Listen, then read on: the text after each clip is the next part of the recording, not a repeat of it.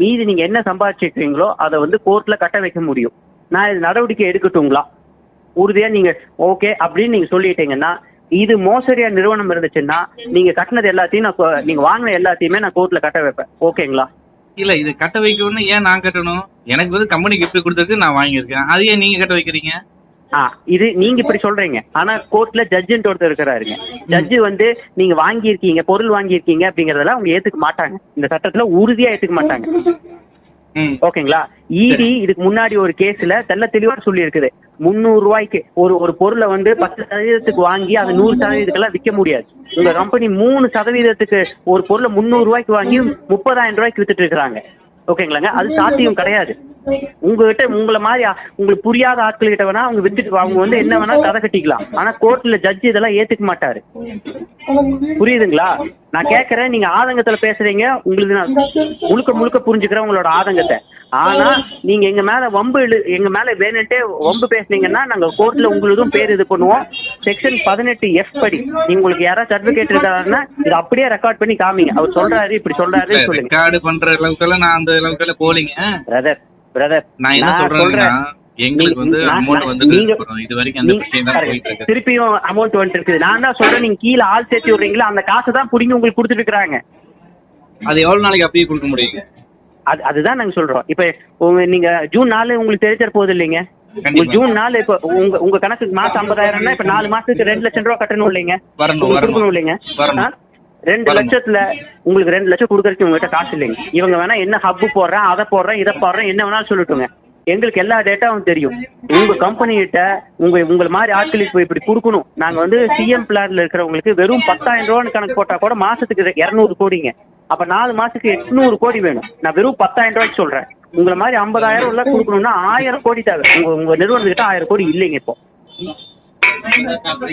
இல்ல உங்க கம்பெனி நீங்க நினைக்கிற மாதிரி தொழில் பண்ணி அந்த தொழில லாபத்தை எடுத்து உங்களுக்கு கொடுக்குறாங்க. அதெல்லாம் இல்ல. போய் அப்படி பண்ணியிருந்தாங்கன்னா ஜிஎஸ்டி கட்டி இருக்கணும்.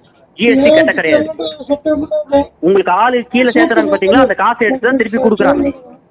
நான் புகார் மட்டும்தான் கொடுத்தேன். வழக்கு போட்டிருக்கிறது வந்து காவல்துறையே சுவமோட்டோவா தன்னிச்சையா வந்து வழக்கு போட்டிருக்காங்க. காவல்துறை அந்த கேஸ் அப்படியே இருக்கு. காவல்துறை அத்தனை அதிகாரிகளுக்கும் தெரியுது மோசடின்ட்டு. ஜிஎஸ்டி சிஜிஎஸ்டி எல்லா அதிகாரிகளுக்கும் தெரியுது மோசடின்னு. நீங்க சொல்றது நான் ஏத்துக்கிறேன். ஜூன் 4 வரைக்கும் நம்ம பார்ப்போம். பணம் வந்துருச்சுன்னா மறுபடியும் நான் உங்களை கான்டாக்ட் பண்றேன். ஓகேங்களா? 2 லட்சம் வந்துருச்சுன்னு ஜூன் 10 உங்களுக்கு பேமெண்ட் போடுறேன்னு இருக்காங்க. 2 லட்சம் வரலன்னா என்ன பண்றீங்க நீங்க சொல்லுங்க. நீங்க சொல்றதை அப்செட் பண்ணிக்கிறேன்.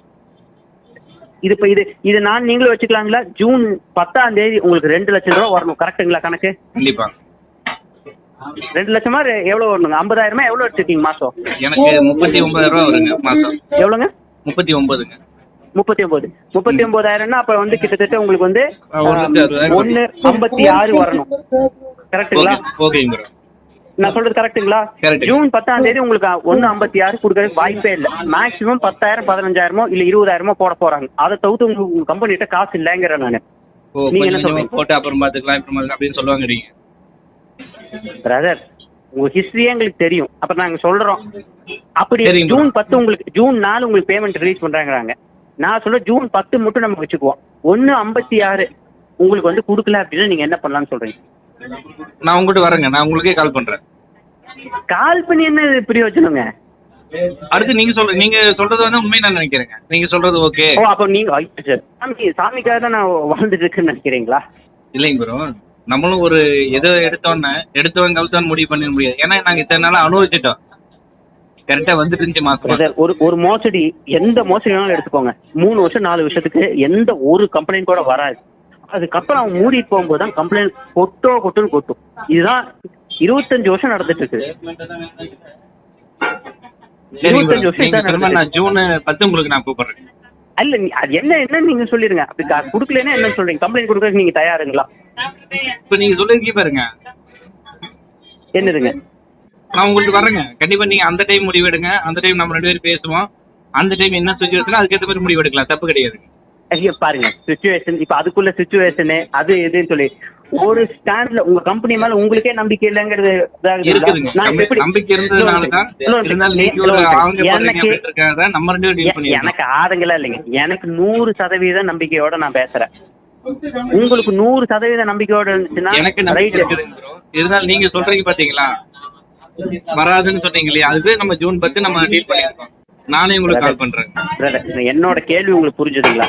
நான் 100% நம்பிக்கையோட ஜூன் 4 உங்களுக்கு சொல்லியிருக்காங்க, நான் தள்ளி வச்சு ஜூன் 10க்கே சொல்றேன் உங்களுக்கு வர வேண்டிய 1,39,000 வராது அப்படின்னு நான் உறுதியா சொல்றேன்.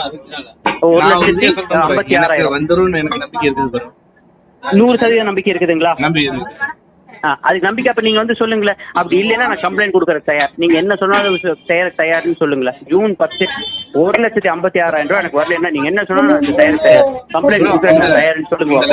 கண்டிப்பா வந்துரும். சரிங்க, கண்டிப்பா வந்துருங்க. நினைக்கிறேன் சார். கண்டிப்பா வரும்னு சொல்றீங்க இல்லைங்க, அப்படி சொல்றதுக்கு உங்களுக்கு பயம் இருக்குது. அதுக்கப்புறம் நானே உங்களுக்கு வரணும்னு சொல்றேங்க. வரேன்னு சொல்றது இல்ல, நான் கம்ப்ளைண்ட் கொடுக்க தயாரு. சரி, நீங்க எனக்கு அந்த டைம் சப்போர்ட் பண்ணுங்க.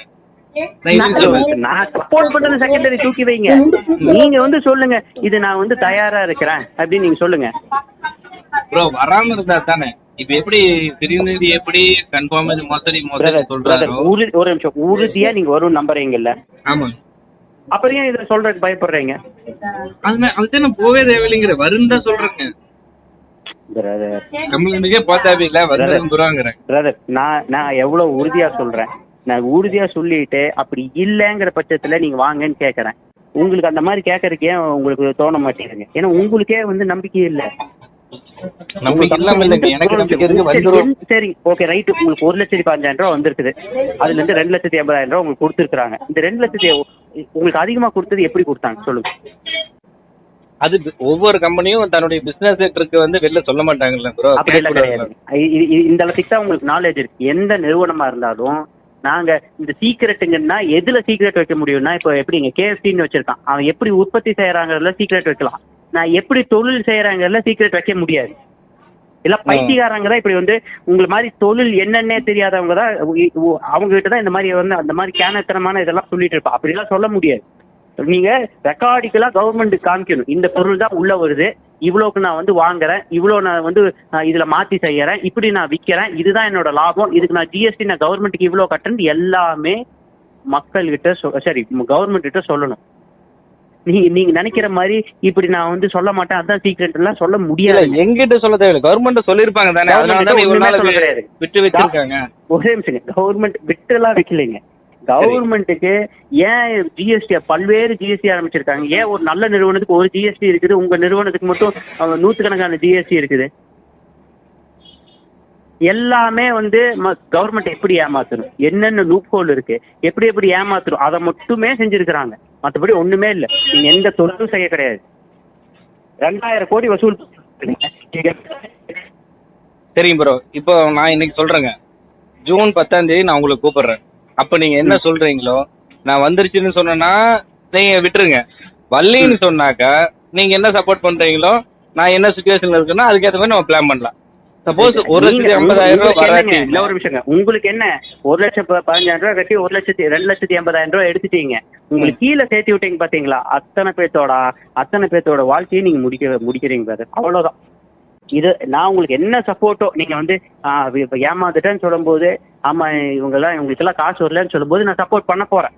ஓகேங்களா? அது வேற அந்த நிலைமைக்கு போக தேவையில்லைங்க. இருந்தாலும் நீங்க சொல்றதை அக்செப்ட் பண்ணிக்கிறேன் பிரதர். உங்களுக்காக நான் அக்செப்ட் பண்ணிக்கிறேன் பிரதர். எனக்காக இல்ல பிரதர், எனக்கு என்ன உங்க கம்பெனி எனக்கு சோறு போடுதுங்களா? அதெல்லாம் கிடையாது. நாங்க மக்களுக்காக போடுறோம். கண்டிப்பா நாங்க அதை வந்து நாங்க வந்து சப்போர்ட் பண்றதுக்கு தயாரா இருக்கோம். அதெல்லாம் மாற்று கருத்தே இல்லை. நானா ஒன்னே வந்து தெரிஞ்சுக்கோங்க, உங்களுக்கு வந்த காசு நீங்க உழைச்சு சம்பாதிச்ச காசு கிடையாது. இவனுக்கு என்ன பண்றாங்கன்னா, உங்களுக்கு கீழே இருக்கிற சேர்த்து விட்டுருக்கீங்க பாத்தீங்களா, அவங்களோட காசு எடுத்து உங்களுக்கு கொடுக்குறாங்க. இதுக்கு தான் கவர்மெண்ட் வந்து மணி சர்க்குலேஷன் பண்றாங்கன்னு சொல்லி அத்தனை விசாரணையும் பண்ணியிருக்கிறாங்க. இப்பவும் ஐயோ இது நல்ல கம்பெனி அப்படின்னு சொல்லிட்டு விட்டு வைக்க கிடையாதுங்க.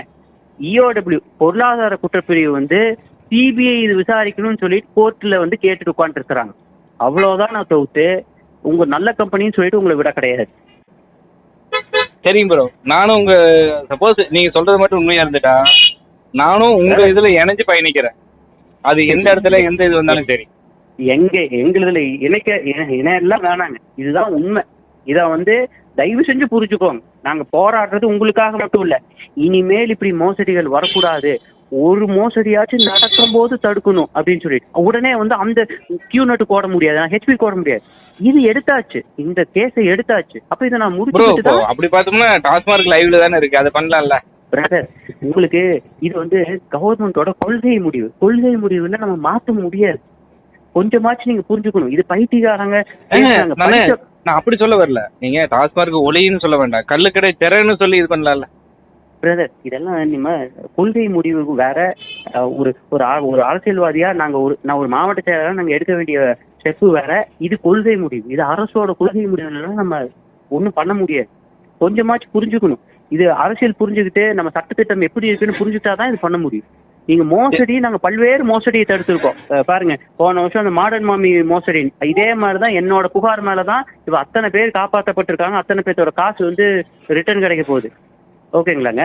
அதுல நான் போட்ட பதிவுக்குள்ள எல்லாம் எத்தனை பேர் தேங்க்யூ, உங்களை கடவுள் மாதிரி பாக்குறேன்ட்டெல்லாம் எனக்கு அத்தனை பேர் மெசேஜ் அனுப்பிச்சிருப்பாங்க. ஓகேங்களாங்க. இதுவும் நீங்க பாத்துக்கோங்க. முதல் நான் தொடங்கும் போது எத்தனை பேர் என்ன திட்டிட்டு இருந்தீங்க, இப்ப அப்படியே மாறி இருக்குங்களா? இந்த கேஸ் முடியும் போது அத்தனை பேர் என்னை பாராட்டுவீங்க. அப்படி நடந்துச்சுன்னா நல்லதுங்க.